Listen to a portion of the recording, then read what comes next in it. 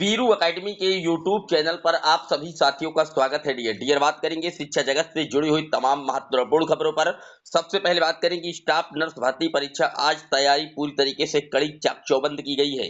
बात करेंगे परिषदीय विद्यालयों से जुड़ी बड़ी अपडेट पर। साथ ही बात करेंगे बिहार में जो प्राथमिक स्तर की शिक्षक भर्ती का एग्जाम हुआ था, वहां पर पेपर में पास कराने के लिए जो कॉल्स है वो आने लगी है। साथ ही बात करेंगे अग्निवीर योजना को लेकर के किसी राज्य सरकार के द्वारा ऑफर दिया जा रहा है, तो इसी पर पूर्व मुख्यमंत्री उत्तर प्रदेश के अखिलेश यादव का एक बड़ा फैसला आया है। पूरी तरीके से बात करेंगे, लेकिन जितने लोग चैनल पर पहली बार जुड़ रहे हैं, सब्सक्राइब करके बेल आइकन प्रेस कर लीजिए। डियर आपकी स्क्रीन पर आप देख सकते हैं पहली अपडेट स्टाफ नर्स से जुड़ी है।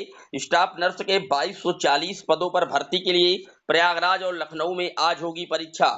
3556 अभ्यर्थी हैं पंजीकृत खाली प्रयागराज में।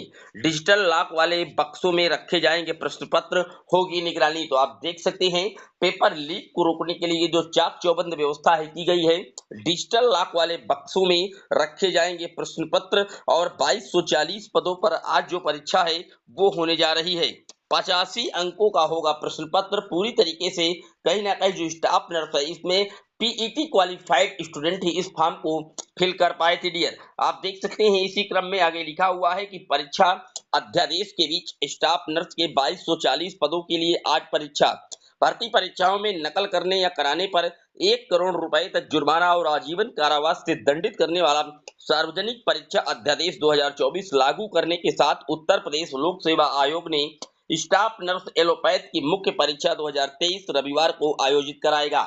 आप देख सकते हैं नया कानून, नया अध्यादेश लागू है। अगर पेपर लीक में गड़बड़ी में संलिप्तता किसी की पाई जाती है तो आजीवन कारावास हुआ, साथ ही साथ कहीं ना कहीं 1 करोड़ रुपए का जो जुर्माने का प्रावधान है वो किया गया है। डियर बात कर लेते हैं अगली अपडेट की। अगली अपडेट आप देख सकते हैं बीपीएससी में जो अभी एग्जाम हुआ है प्राथमिक लेवल की शिक्षक भर्ती का जूनियर की, वहां पर कहीं ना कहीं मेरिट लिस्ट में अपना नाम चाहते हैं तो 20,000 रुपए ऑनलाइन पेमेंट करें। ये मोबाइल नंबर से अभ्यर्थियों को कॉल आ रही है, झांसा दिया जा रहा है कि हेलो मैं बीपीएससी ऑफिस से बोल रहा हूं, आपका नाम ये है, पिता का नाम ये है, अगर आप मेरिट में आना चाहते हैं तो 20,000 रुपए ऑनलाइन पेमेंट करें।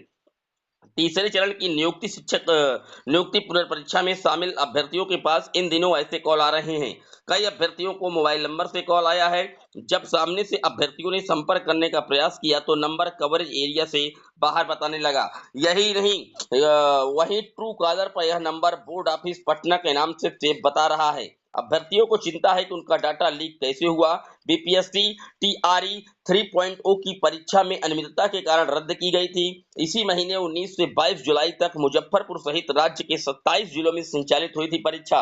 परीक्षा खत्म होने के बाद अभ्यर्थियों को मेरिट मिलाने के लिए लगातार कॉल आ रहे हैं, जिससे अभ्यर्थी डरे सहमे हुए हैं। इस तरह के कॉल पर अभ्यर्थियों का कहना है कि कहीं बीपीएससी के कर्मचारी और शिक्षा विभाग के कर्मचारी तो नहीं डाटा लीक कर रहे हैं। अभ्यर्थियों का कहना है कि कहीं अंदर ही अंदर मेरिट घोटाला ना हो जाए। एक तो परीक्षा के दौरान बहुत ज्यादा सेंटरों में मैनेज करने की शिकायत मिली है, तो कुछ केंद्रों पर फर्जी परीक्षार्थी भी धराए गए हैं।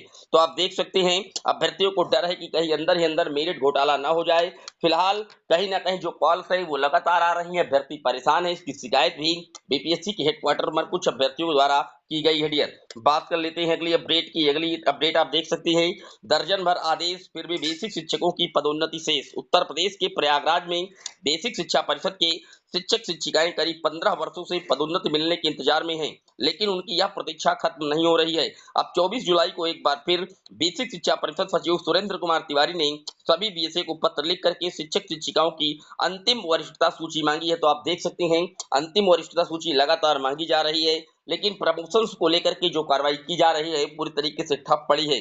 2008 के बाद से आज तक शिक्षकों को प्रमोशन या पदोन्नति नहीं मिल पाई, जबकि कई बार जो शासनादेश है वो निर्गत किया जा चुका है। बात कर लेते हैं अगली अपडेट की। अगली अपडेट आप देख सकते हैं राजस्थान में भी अग्निवीरों को रिजर्वेशन देने का जो ऐलान है राजस्थान के मुख्यमंत्री भजन लाल शर्मा के द्वारा किया गया है, जहां पर राजस्थान और अरुणाचल प्रदेश की सरकारें भी देश सेवा का लौटने वाले अग्निवीरों को आरक्षण देगी। राजस्थान के सीएम भजन लाल शर्मा ने इस संबंध में निर्देश जारी कर दिए हैं। इसके तहत पुलिस, जेल प्रहरी और वन रक्षकों के पदों पर 10% का जो आरक्षण है वो अग्निवीरों को दिया जाएगा। हालांकि सरकार अग्निवीरों के लिए लगातार जो प्रयास है वो कर रही है कि इस योजना को सफल बनाया जाए, लेकिन मैं आपको बता दूं अग्निवीर में आप जानते हैं कि हर चौथे साल 75% जो अभ्यर्थी हैं वो रिटायरमेंट किए जाएंगे और 25% को ही सेवा में रखा जाएगा और इनको किसी भी प्रकार का कोई जो ओपीएस है वो नहीं दिया जाएगा। इसलिए ये योजना पूरी तरीके से सिरदर्द बनी हुई है सरकार के लिए।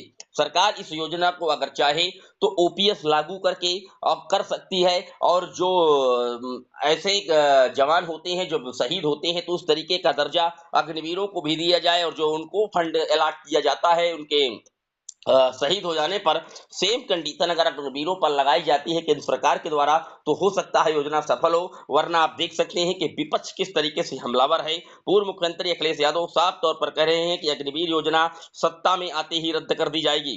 सपा अध्यक्ष अखिलेश यादव ने ऐलान किया है कि सत्ता में आते ही 24 घंटे में अग्निवीर योजना रद्द होगी। अखिलेश यादव ने शनिवार को सोशल मीडिया एक्स पर कहा कि देश की सुरक्षा से समझौता करने वाली और सैनिकों के भविष्य से खिलवाड़ करने वाली अल्पकालिक अग्निवीर सैन्य भर्ती उन्होंने कहा कि अग्निवीर पर यह मांग हमारी पुरानी भर्ती की फिर हो बहाली। इस बीच अखिलेश यादव ने महाराष्ट्र के पूर्व मुख्यमंत्री उद्धव ठाकरे को जन्मदिवस की बधाई दी। उन्होंने एक्स पर लिखा कि महाराष्ट्र के जनप्रिय भूतपूर्व मुख्यमंत्री रहे उद्धव ठाकरे जी को जन्मदिन की हार्दिक शुभकामनाएं। आप महाराष्ट्र के मान और समृद्धि के लिए सदैव सक्रिय रहे। और उन्होंने साथ ही साथ अग्निवीर योजना को अल्पकालिक योजना करार देते हुए कहा कि हमारी सरकार अगर आती है तो 24 घंटे में हम इस योजना को पूरी तरीके से रद्द कर देंगे। तो आप देख सकते हैं एक तरफ केंद्र सरकार पूरी तरीके से अग्निवीर योजना को चालू कराने के लिए हर कदम उठाने के लिए राज्य सरकारों को आगाहित कर रही है, तो वहीं पर विपक्ष की भूमिका में बैठे उत्तर प्रदेश में मुख्यमंत्री योगी आदित्यनाथ के विपक्ष में जो बैठे हैं अखिलेश यादव,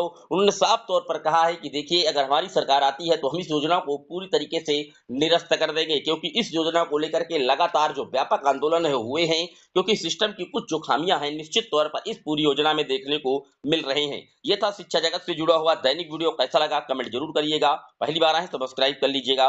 फिर मिलेंगे एक और वीडियो में, तब तक के लिए जय हिंद जय भारत।